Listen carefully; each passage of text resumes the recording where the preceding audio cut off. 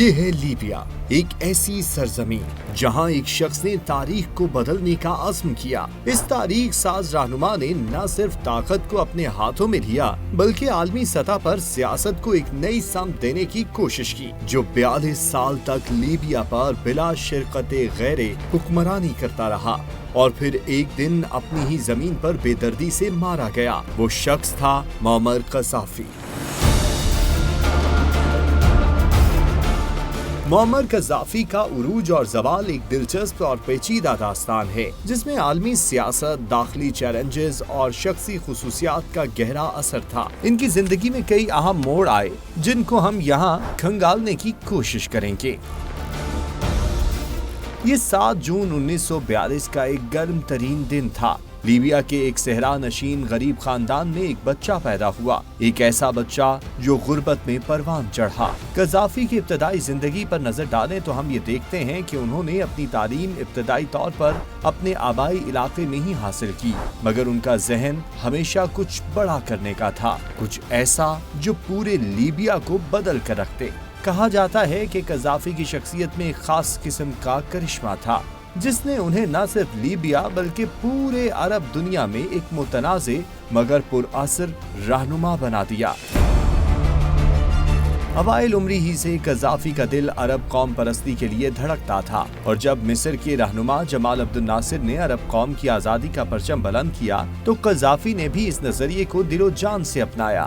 بنغازی military university سے تعلیم حاصل کرنے کے بعد قذافی نے 1965 میں لیبیا کی فوج میں کیپٹن کی حیثیت سے شمولیت اختیار کی، جہاں ان کی کرسماتی شخصیت، ذہانت، اثر و رسوخ اور فوجی حکمت عملی نے انہیں جلد ہی اپنے ساتھیوں میں مقبول کر دیا۔ کہتے ہیں لیبیا میں 2 بڑے بغاوت ہوئے، جن میں ایک بغاوت وہ تھی جس میں خون کا ایک قطرہ نہیں بہا، جبکہ دوسری وہ جس میں بے بہا خون بہایا گیا۔ دونوں کے نتیجے میں حکومتیں بدلی، نظام بدلے، لوگ بدلے، تاہم ان دونوں بغاوتوں کا مرکز اور مرکزی کردار ایک ہی نام تھا: معمر قذافی۔ فوج میں اپنی ملازمت کے دوران قذافی نے فری آفیسرز موومنٹ شروع کی، ایک ایسا گروپ جو لیبیا کی بادشاہت کے خلاف تھا۔ اس گروپ کے ذریعے قذافی نے بغاوت کی بنیاد رکھی۔ یہ 1 ستمبر 1969 کا دن تھا جب محض 27 سال کی عمر میں معمر قذافی نے اپنے فوجی دستوں کے ساتھ مل کر لیبیا کی بادشاہت کو ختم کرنے کے لیے فوجی بغاوت کی۔ اس روز لیبیا کے بادشاہ شاہ ادریس اول بیرون ملک تھے۔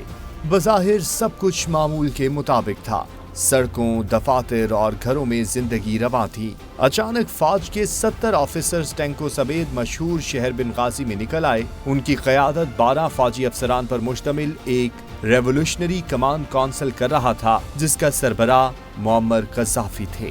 ریولوشنری کمانڈ کونسل نے ایک ایک کر کے سرکاری اداروں کا کنٹرول اپنے ہاتھ میں لینا شروع کر دیا۔ کارروائی کے دوران ہی فوج کے دیگر اہلکار بھی ساتھ ملتے گئے۔ یوں ایک کے بعد دوسرا دفتر فوج کے کنٹرول میں آتا گیا، اور صرف 2 گھنٹے میں ہی بغیر کوئی خون بہائے لیبیا کا تمام انتظام RCC یعنی ریولوشنری کمانڈ کونسل کے ہاتھ میں آ گیا۔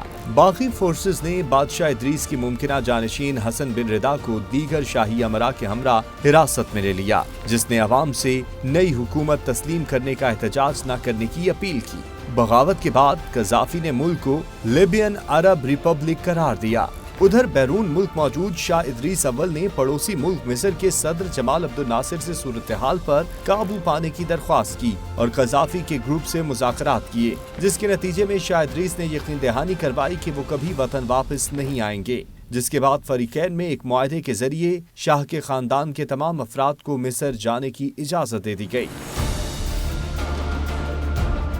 7 ستمبر 1969 کو RCC نے باقاعدہ طور پر اقتدار پر قبضہ کر لیا، جس کے اگلے روز بادشاہ کے جیل میں قید محمود سلیمان المغربی کو وزیر اعظم نامزد کر دیا گیا۔ 6 سویلین اور 8 فوجی افسران پر مشتمل کابینہ کو ہدایات جاری کی گئیں کہ RCC کی تجویز کردہ سفارشات پر عمل کرتے ہوئے ریاستی پالیسی بنائی جائے، اور انہی میں سے ایک سفارش یہ بھی تھی کہ کیپٹن معمر قذافی کو کرنل کے عہدے پر ترقی دیتے ہوئے لیبیا کا کمانڈر ان چیف بنایا جائے، اور ایسا ہی کیا گیا۔ یوں معمر قذافی کرنل قذافی کے نام سے مشہور ہوئے اور انتہائی طاقتور شخصیت کے طور پر سامنے آ گئے۔ کچھ روز بعد وہ ملک کے سربراہ بھی بن گئے۔ انہوں نے اپنے سیاسی فلسفے کو 1975 میں سبز کتاب کی شکل میں دنیا کے سامنے پیش کیا، جس میں انہوں نے ایک نیا سیاسی نظام پیش کیا جو نہ تو کمیونزم تھا نہ سرمایہ داری، بلکہ اس میں سوشلزم اور اسلام کو ملا کر ایک نیا حکومتی ڈھانچہ پیش کیا گیا۔ معمر قذافی کا سیاسی فلسفہ اس لیے بھی بہت منفرد تھا کہ یہ ان کا خود ساختہ تھا اور اس کو دنیا میں تیسری عالمی تھیوری کے طور پر بھی دیکھا گیا۔ 1977 میں قذافی نے جمہوریہ کی بنیاد رکھی، جس میں پارلیمانی حکومتوں اور سیاسی جماعتوں کے خلاف سخت موقف اپنایا گیا اور عوام کو پیپل کمیٹیوں کے تحت حکومت کے ذریعے فیصلہ سازی کا اختیار دیا گیا۔ تاہم حقیقت میں یہ نظام صرف قذافی کی ذات تک محدود تھا اور عوامی کمیٹیاں محض ایک دکھاوا تھیں۔ قذافی نے جمہوریت اور عوامی آزادی کے نعرے تو لگائے، لیکن حقیقت میں ان کی حکمرانی ایک خوفناک آمرانہ نظام میں تبدیل ہو گئی۔ اپنے طویل دور حکومت میں انہوں نے کسی بھی مخالف آواز کو کچلنے کے لیے بے رحم حکمت عملی اپنائی۔ ان کے دور میں نہ صرف سیاستدانوں اور صحافیوں کو جیلوں میں ڈال دیا گیا، بلکہ عام عوام کے حقوق کی بھی شدید خلاف ورزی کی گئی۔ ان کے مخالفین کو قتل یا جبراً غائب کیا جاتا تھا، اور اگر کوئی حکومت کے خلاف آواز اٹھاتا تو اسے سخت ترین سزا دی جاتی۔ معمر قذافی کی حکمرانی میں خاندان کی اہمیت ایک خاص نوعیت کی تھی۔ قذافی نے 7 بیٹے اور 1 بیٹی سمیت اپنے قریبی خاندان کے افراد کو حکومت میں اہم عہدوں پر فائز کیا۔ ان میں سب سے اہم ان کے بیٹے سیف الاسلام قذافی کا عہدہ تھا، جنہیں باپ کے قریب ترین سمجھا جاتا تھا، جو کئی اہم عالمی فورمز پر ملک کی نمائندگی بھی کرتے تھے۔ دوسرے بیٹے خمیس قذافی کو فوجی محاذ پر اہم ذمہ داریاں سونپی گئی تھیں۔ خمیس قذافی نے ملکی فوج کو مستحکم کیا اور اپنے والد کی جابرانہ حکمرانی کو برقرار رکھنے میں اہم کردار ادا کیا۔ معمر قذافی کی حکومت کا ایک اور حیرت انگیز پہلو خواتین باڈی گارڈز کا تھا۔ قذافی نے اپنی حفاظت کے لیے ایک خصوصی خواتین فورس تشکیل دی تھی، جنہوں نے خاص طور پر قذافی کے حکم پر مارشل آرٹس، سخت جسمانی ورزش اور حفاظت کے جدید طریقوں کی تربیت حاصل کی تھی۔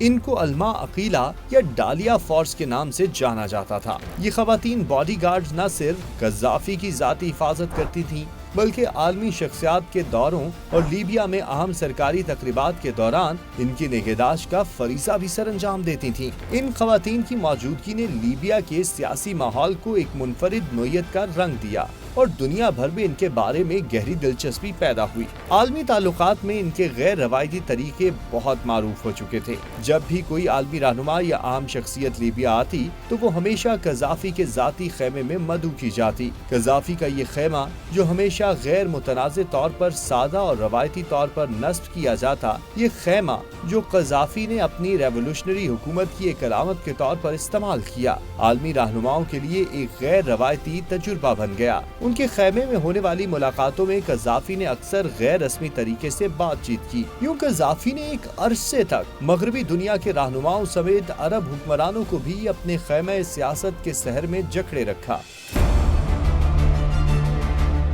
عالمی سیاست میں بھی معمر قذافی نے اپنے خاص موقف سے جگہ بنائی۔ وہ اکثر مغربی طاقتوں کے خلاف آواز اٹھاتے رہے۔ انہوں نے ایک نئے عالمی نظام کی بات کی جس میں امریکہ اور یورپ کی بالادستی کو چیلنج کیا جائے۔ یوں امریکہ، برطانیہ سمیت یورپ کے ساتھ ان کے تعلقات کشیدہ ہو گئے۔ مغربی طاقتیں ان کو عالمی امن کے لیے خطرہ سمجھنے لگیں۔ لیبیا میں تیل کی صنعت کو کامیابی آنے کے بعد قذافی نے اپنے ملک کو تیل کا مرکز بنانے کی کوشش کی اور اوپیک جیسے عالمی فورمز میں اپنی پوزیشن مستحکم کی۔ 1970 کی دہائی میں تیل کی پیداوار میں کمی کر کے امریکہ اور یورپ کو بحران کا شکار بھی کر دیا، جو کہ نتیجہ یہ ہوا کہ 1980 کی دہائی میں امریکہ اور مغرب نے قذافی پر دہشت گرد تنظیموں کی حمایت کا الزام لگایا۔ ان پر 1986 میں لیبیا کی جانب سے برلن میں ایک کلب پر حملے کا الزام تھا، جس کے نتیجے میں امریکی افواج نے ان کی رہائش گاہ اور لیبیا کے ایک بڑے علاقے پر بمباری کی۔ जिस के नतीजे में कज़ाफी की ले पालक बेटी भी हलाक हो गयी।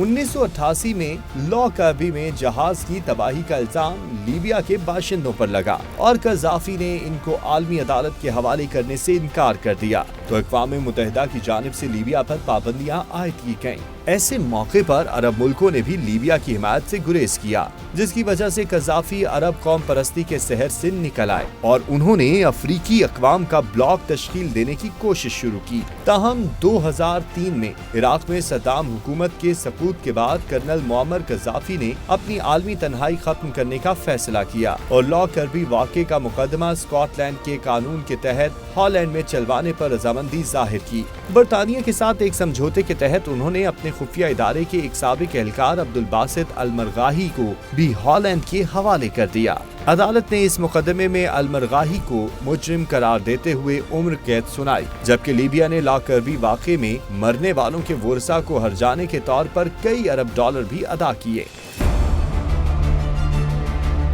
चंद माह बाद ही कर्नल मुअम्मर कज़ाफी ने लीबिया के जौहरी और कीमियाई हथियारों के प्रोग्राम को खत्म करने का ऐलान किया और तमाम तर जौहरी सामान लपेटकर अमेरिका के हवाले किया, जिसके बाद मगरबी ताकतों ने भी उनको मुकम्मल तौर पर कबूल करने का दावा किया। 2011 में अरब बहार की लहर ने पूरे अरब खिते में इनकलाब की आग भड़काई और कज़ाफी की हुकूमत भी उससे महफूज न रह सकी। अवाम ने लीबिया के मुख्तलिफ शहरों में एहतजाज शुरू कर दिए और कज़ाफी ने इन मुजाहिरों को ताकत के जरिए कुचलने की कोशिश की, लेकिन आलमी ताकतों ने नेटो की शक्ल में मुदाखलत की, जिसके नतीजे में कज़ाफी की हुकूमत का खात्मा हुआ। 20 अक्टूबर 2011 को कज़ाफी अपने आबाही शहर सिरत में बागियों के हाथों पकड़े गए। उन पर शदीद तशद्दुद किया गया और आखिरकार उन्हें कत्ल कर दिया गया। उनकी मौत के साथ ही लीबिया में उनका 42 साला इक़्तिदार खत्म हो गया। उनकी मौत ने एक ऐसा खला छोड़ा जो आज तक पुर नहीं हो सका। कज़ाफी का इक़्तिदार, जिसका आगाज एक फौजी मगर सॉफ्ट इनकलाब से हुआ था, एक खूनरेज हुकूमत में तब्दील हो गया, जिसने न सिर्फ लीबिया बल्कि पूरे अरब दुनिया को मुतासिर किया। उनकी हुक्मरानी की मुतनाज़िया पॉलिसियों और उनके ज़वाल ने आलमी सियासत के धारे को हमेशा के लिए तब्दील कर दिया। आज भी लीबिया में कज़ाफी की मौत के बाद बदअमनी और सियासी बहरान का सिलसिला जारी है।